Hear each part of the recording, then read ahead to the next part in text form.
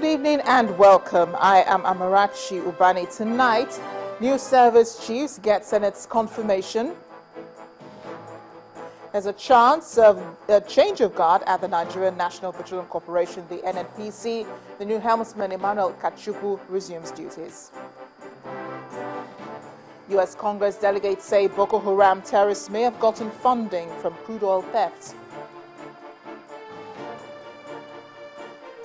And pro-government forces in Yemen retake country's largest airbase. On business news tonight, President Muhammadu Buhari warns against illegal mining and activities hindering the growth of Nigeria's solid minerals sector. And on sports news tonight, Africa's fastest women, Blessing Okagbere, and Commonwealth long jump champion Asa Brume lead Nigeria's charge for medals at the 2015 IAAF World Athletics Championship held for Beijing, China.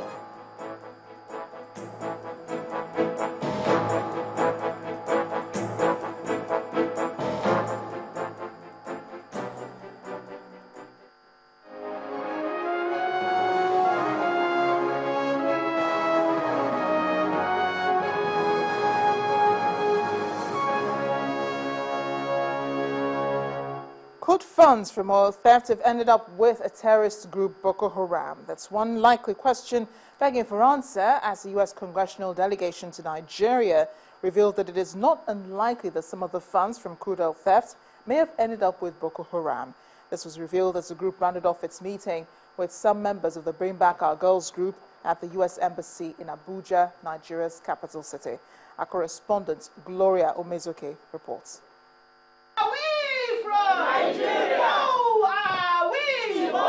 These are familiar chants by the Bring Back Our Girls group, but this time not at the Unity Fountain in Abuja or on the streets.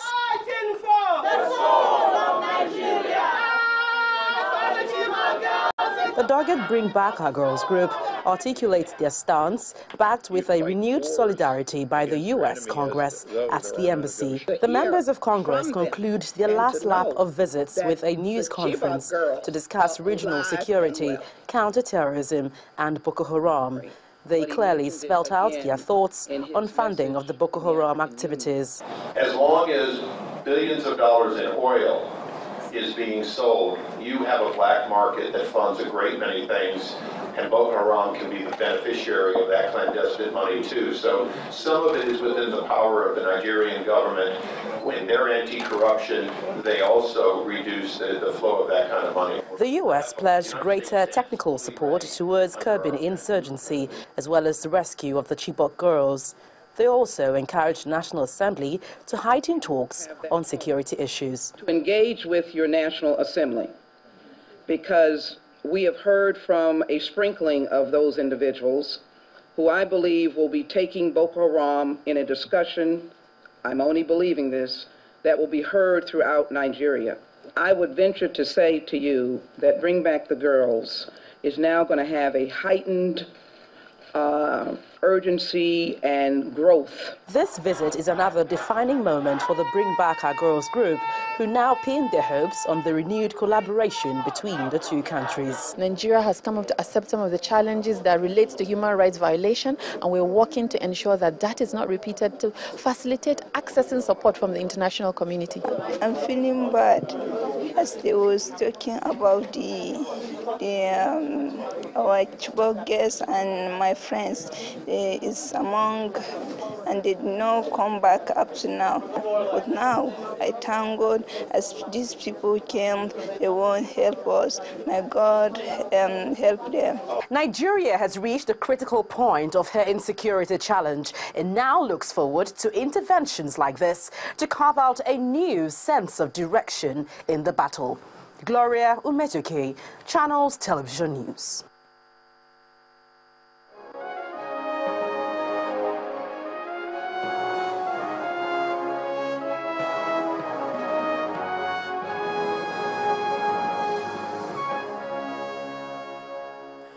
those tasked with the lead in the campaign against Boko Haram in Nigeria have been confirmed by the Senate.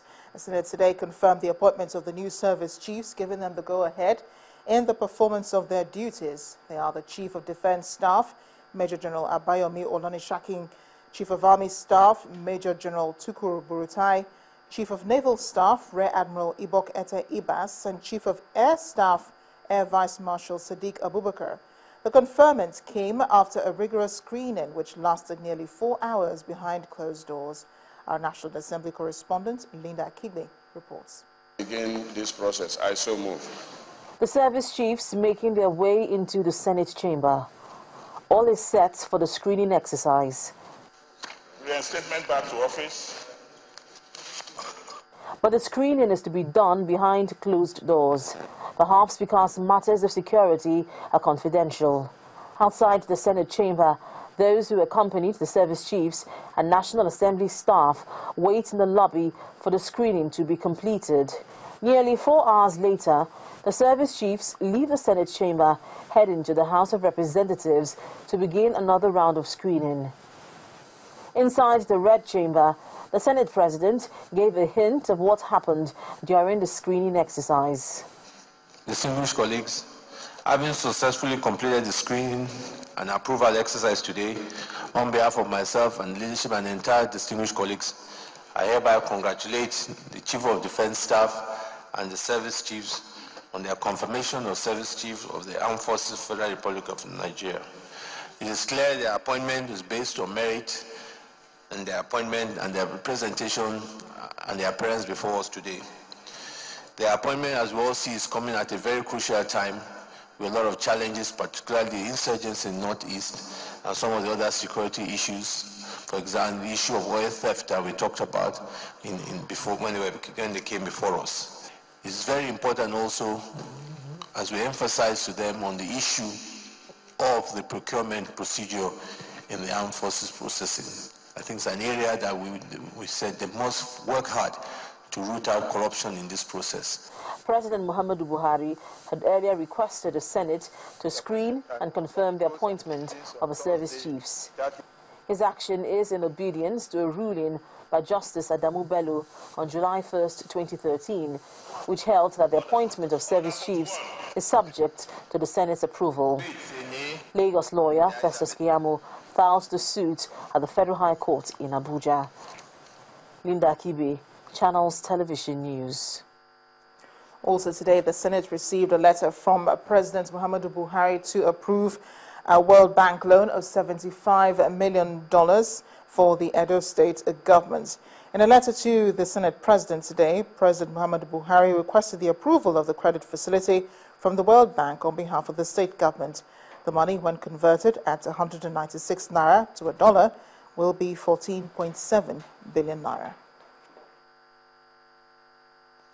I'm writing to seek the consideration of the National Assembly of the Federal Republic of Nigeria and approval of a request by the Edo State government to obtain a $75 million credit facility from the World Bank. Your Excellency, you may wish to know that the World Bank had approved a development policy program, DPO loan, budget support for the total sum of $225 million to Edo State government in 2012, to be implemented in 3 tranches of $75 million per annum. The first tranche was approved by the National Assembly in the 2012-2014 Federal Government External Rolling Borrowing Plan.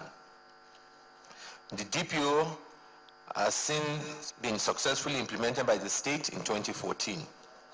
Following this success, the bank's Board of Executive Directors approved the second tranche. Your Excellency, it's instructive to mention that the Governor of Edo State has informed me that the key program objectives of the DPO are already beginning to show in terms of increased inflows of private investment to the state. Senate President Bukola Saraki.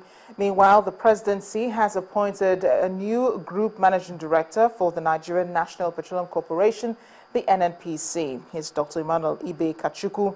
Dr. Kachukwu is to take over from Dr. Joseph Dawa, who was appointed by former President Goodluck Jonathan. He's a first-class graduate of law from the University of Nigeria, Nsukka, and the Nigerian Law School. He'd also served as the Executive Vice Chairman and General Counsel of ExxonMobil. He holds a master's and doctorate degrees in law from the Harvard Law School.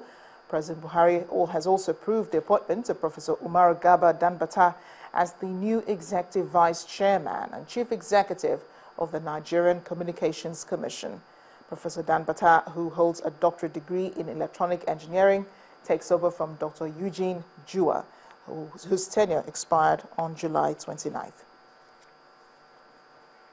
The newly appointed Group Managing Director, Dr. Emmanuel Kachuku, has assumed duty as the Chief Executive of the corporation. At a brief handover ceremony held at the NNPC Towers today, the new helmsman expressed gratitude to his predecessor, Dr. Joseph Dawa, for his hard work in holding the corporation, while promising to work assiduously in achieving the President's growth aspiration for the oil and gas industry. In part two, after the break, Ogun State government insists the environment must be kept clean, orders closure of shops where sanitation has been neglected. That's in a moment. Please join us again.